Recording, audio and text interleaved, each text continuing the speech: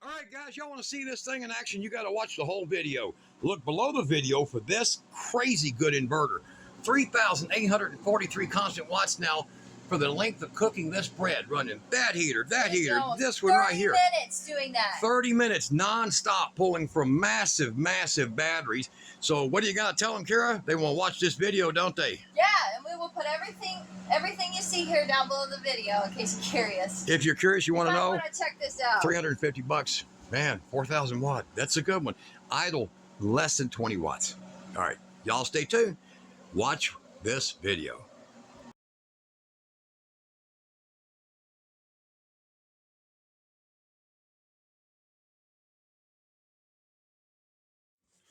Hey everybody, we are back and we have a pretty cool MWXNE 4,000 watt inverter. And right now, Kira is taking out the top screws. She's got, you got that in? I got that in. She's got these screws out on one end, and it's a clamshell with an upper portion probably in the upper clamshell, but I don't know yet. We're going to find out. I've got my 1,000 amp meter.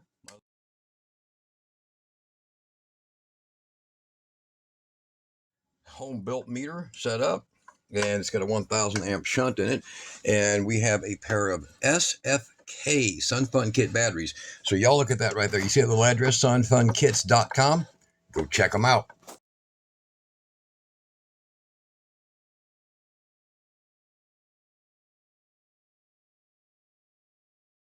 These things are brutal beasts. So we're going to be using those two and the one that I built. And those two were a year old, and they have been in constant use. So they've fully cycled, God, nearly 300 times. Not an ounce of loss in ability. Just shocking how good. The guy that picks these or whatever he does with these cells, where he gets them, freaking unbelievable. We're going to be using this inverter to run a little oven and a few other things. But first, what we want to do is we want to get inside of it and find out how it's made. So as soon as we get the clamshell opened back up, I'll be right back. We're going to show you what we're doing. All right, so she's going to go ahead and get this thing pulled open. She's got the screws out of it, and we're going to take a look-see. Go ahead and spin her all the way around, Kira. Now, one of the things I can see already is that the fuses, they're replaceable. You see, they're in spade terminals down there. They are replaceable, so that's a good thing. They're not soldered to the board. I've got 1, 2, 3, 4, 5, 6, 7 very nice large transformers. So this is the first stage. This is the lower stage, and it's using 1, 2, 3, 4, 5, 6, 7, 8, 9, 10, 11, 12. Oh God, 28 transistors on it, MOSFETs on it. And then over here, this is the upper stage. Look at these big, huge caps on this. Has got some really nice, healthy capacitors on it. Good brand. 250 volt capacitors. That's pretty nice. It looks like over here, you can take the top half apart. You see it's got screws to that wire. And that is definitely 10 gauge. So you got 12 gauge going here and 10 gauge going to your terminals right here. So 12 gauge feeds these two and 10 gauge feeds these. And it looks like you've got, that's the negative, and it's got red tape on it. It's because that's a bus bar. All right, so those are actually hardened bus bars. They're not really wires. No, that's not wire. That's either braid or something. Up here, you got a bus bar that crosses your two terminals. So these two terminals are similar and alike. However, please do run both cables as designed. You need to supply the massive amps, okay? And please do that. Now you can tell this is 300 amp, this is 300 amp. So if this is going to be a 4,000 watt, it's going to pull more than 300 amps, which means there's your bus bar. Connect to both ends. All right, let's see here what we got. All right, I've got my upper control board. That's what gives me my voltage. That's what tells my FETs and everything what speed to operate on to give me my proper voltage. I've got inline output capacitors, filtering capacitors, a very large toroidal transformer, very, very large. And then this one here is final filtering. So let's see what we got here. Some type of a shield. I don't know what the hell that is. Oh, it's over some kind of a sensor.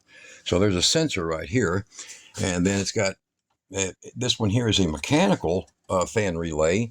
And then up here is a one that runs off the board, a fan relay. So that is a temperature sensor, probably the temperature sensor that you're going to get in here. And then that one there is the one that'll kick the fan on. And it is a very large fan. I don't know what that is. It's decent branded though.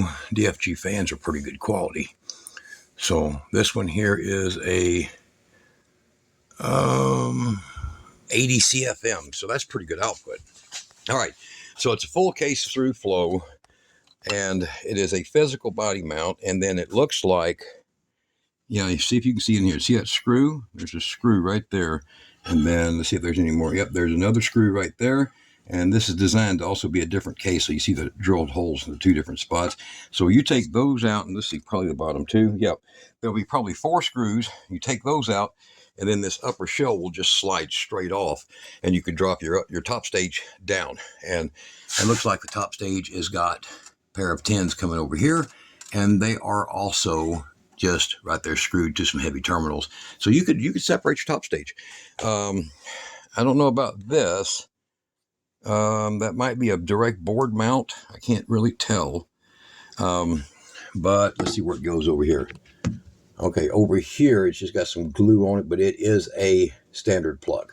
All right, so you can unhook that. You can unhook this one, and there you go. It's just 1, 2 communications, 3, 4, because they go back. And I've already tested a plug, and this is cool. All right, so I like them when they do this. I don't mind them using these boards. I'm not crazy about it, okay, for your power distribution, but they always do them where they shove them straight up against this right back here. And these guys at least made it to where you can put a soldering iron in there and actually remove the damn thing. So that's a cool thing. So if you have to replace that, that's good. And they use some type of a glue around them, and that's good too. All right, so I'm going to button this back up. I'd say build quality is in the 8.5 to 9s. I'm not going to call it a 10 because it doesn't have any directed airflow, and it doesn't have a major positive bus. And even though it's got a really nice big freaking heavy negative bus, I do like to see a little better things like the terminal for the, coming up high so you can disconnect and service different parts. I do like seeing that. They are using a little XT30 over here for the power supply that's going to your USB outputs and all that, and probably power control to this board. So pretty simple. It's a simple build.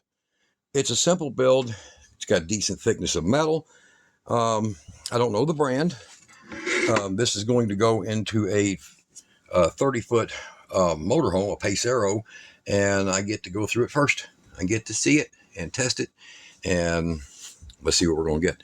All right, comes with a pair of 2-gauge, and it's copper. I mean, this is heavy. This isn't lightweight. You'll see a lot of them. They'll come with these things here, and that's copper-clad aluminum. Look at this. That's just junk.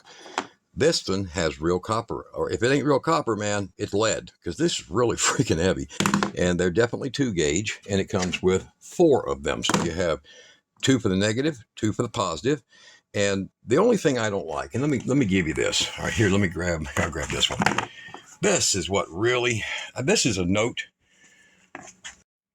This is a very mean note to people in China. Uh-oh. It's going to be a hateful note. Stop. Quit. You see the size of that hole?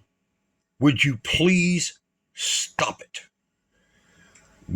I know what you use in China, and everything bigger in America. What? Come on, man. Look, you built the inverter.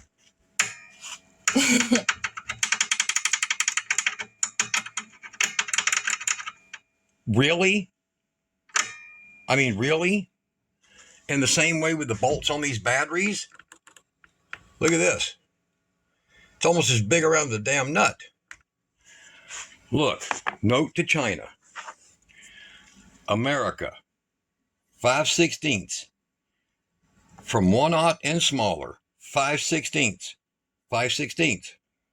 Here, let me see if I can repeat it for you. 5/16. Why? Look, 5/16. Oh, look at that. Oh my.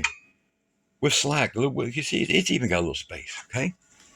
That's what's on here. That's what's on here. That's what's on here. 5/16. You understand? So, if I aggravated somebody, I'm sorry, but it's look, even this cheap ass thing. Look at this thing. Look. And okay, you're watching the video, you've bought inverters, you know exactly what I'm talking about. It's the damnedest thing I ever saw. Okay? Stop it. Make them with a wide 5/16, and if they need to drill it out a 32nd of an inch to fit something else, they can.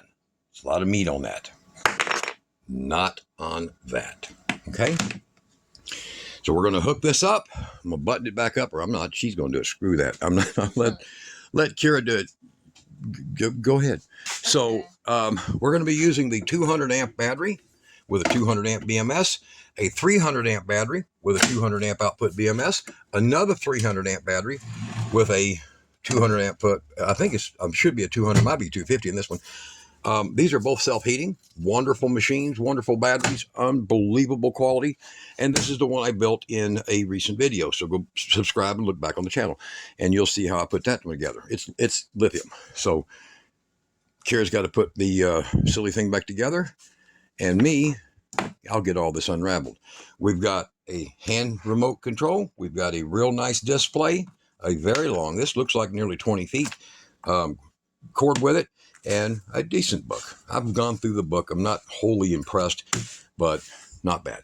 It comes with fuses. It comes with this little wrench. It comes with the cables, and it comes with our curiosity. So we're going to run it through, and we're going to check its idle, how much idle, because if it's over 25 watts, I'm disappointed. If it's under 20 watts, I'm happy for a 4,000. All right, so we'll be right back with it wired up. All right, guys, right now what I've got is I've got my little test light hooked up here because this is what I use. Now, you could use a resistor. Look at some of my previous videos for 24 volt, 48 volt, 36 volt, well, 96 volt. I'm going to use my little test light to pre-charge the capacitors that's in there so we don't have a big, massive shock or arc that can damage an inverter. So while she films, I'm going to go ahead. I've got the negatives all hooked up, and I'm going to use this back here on the positive terminal. Can you see that? And you'll watch the light right there, and it'll dim.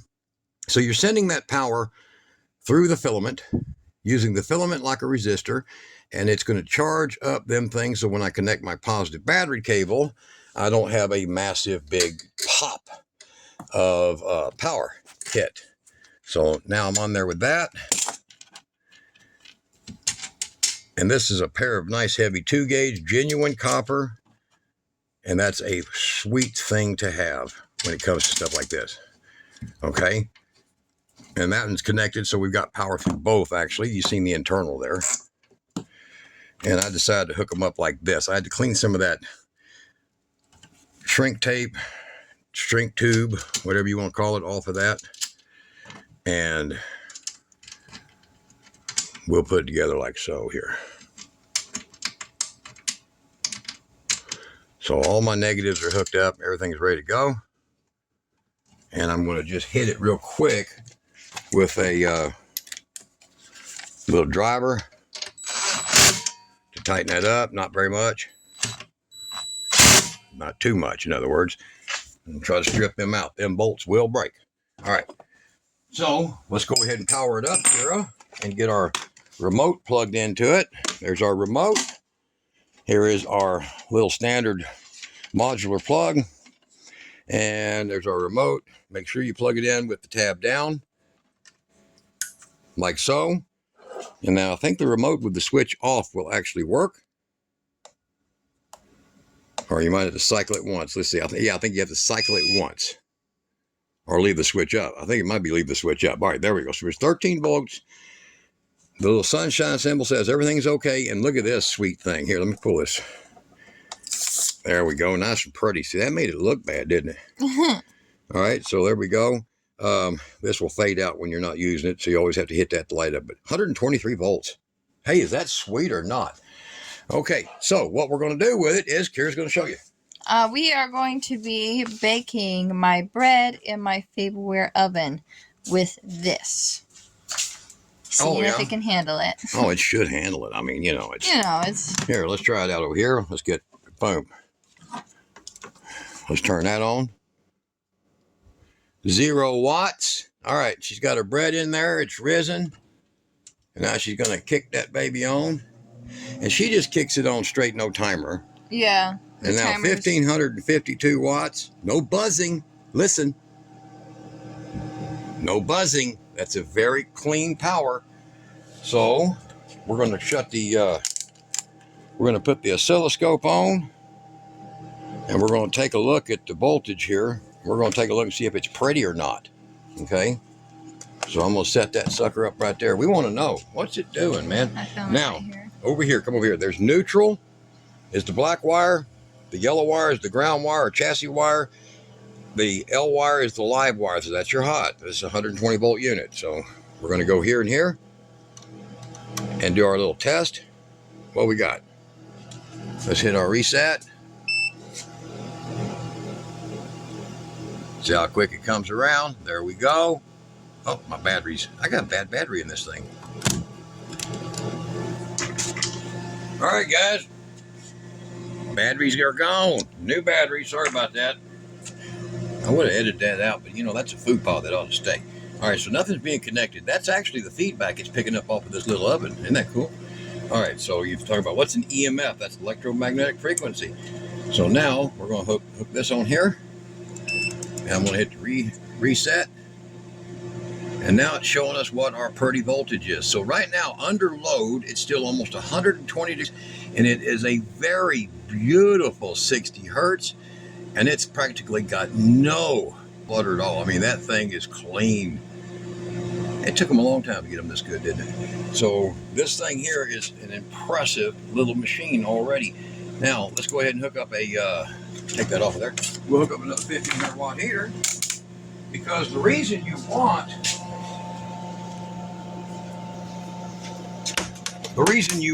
a 4,000 watt is really actually so that you can have 3,000 watt continuous. If you want 7,000 watt, get a 9,000.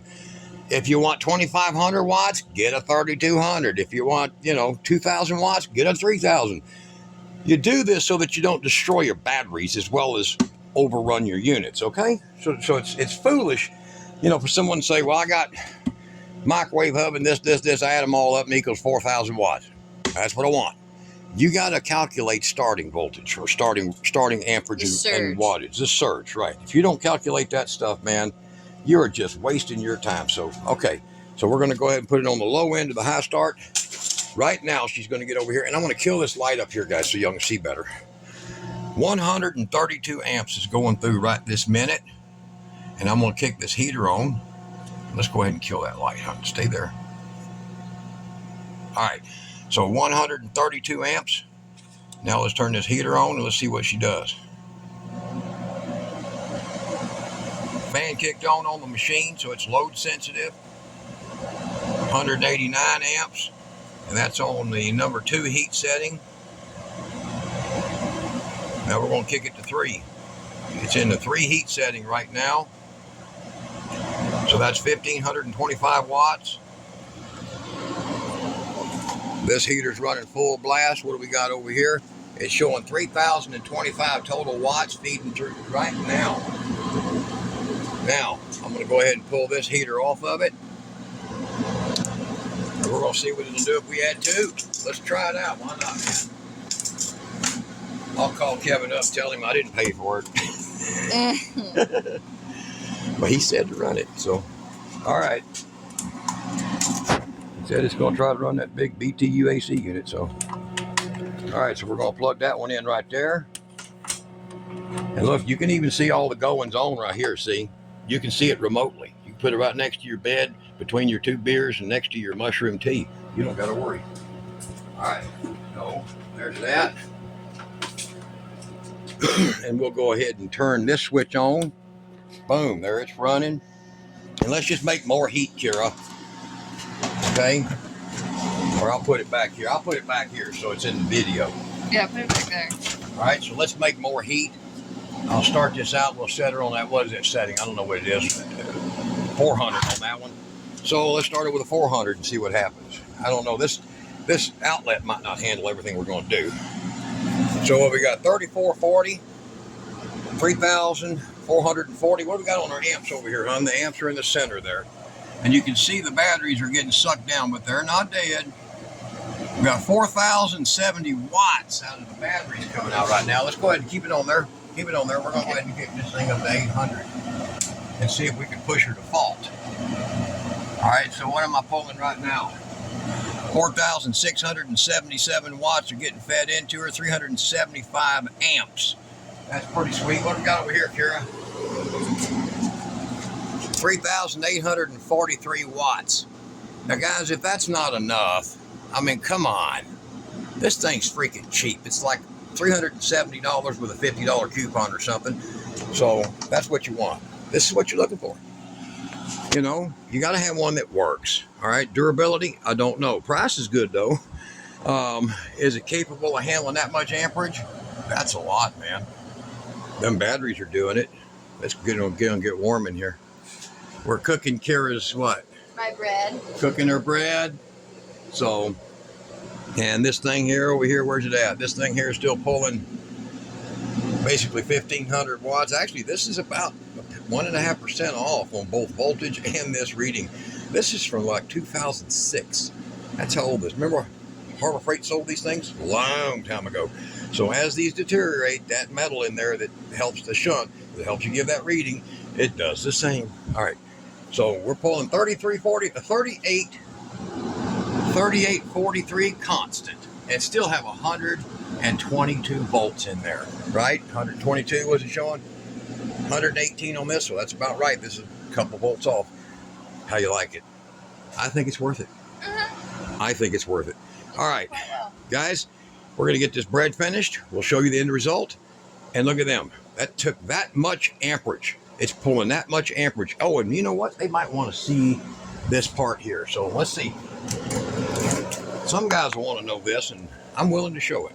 All right, how much is each battery pulling in the amps? All right, so let's check it out. This one right here, 65 amps coming off of this one right here. Okay, so you want to, will these balance be in there different? All right, this one over here, 144 amps. Okay, this one over here, I ain't getting it on there, hold on. 160 amps. All right, so 144, 160, and I think that's a 304 amp, and this one, or 308. Yeah. And that one there is a 300, or maybe it's a 280. I don't know. I just call them both 300s. So you can tell they do it. They do their job. No problems at all. And pulling a constant 4,650 plus watts through the system. And you're giving you in conversion. So there's your math. There's your math. 4650. And there's 3840. That ought to give you, do your math, you'll get your efficiency. All right. I like that. Look, we're pumping a lot of heat straight into it here. Maybe not the best. Maybe turn that. All right. Well, we'll show you the bread. All right, we'll be right back. All right. Kira the bread lady. There she goes. She has Japanese and she has white. 2 types of bread she makes. As you can see, we can bake bread using our new inverter. Ain't that something? Well. Inverter and battery power. Y'all be good.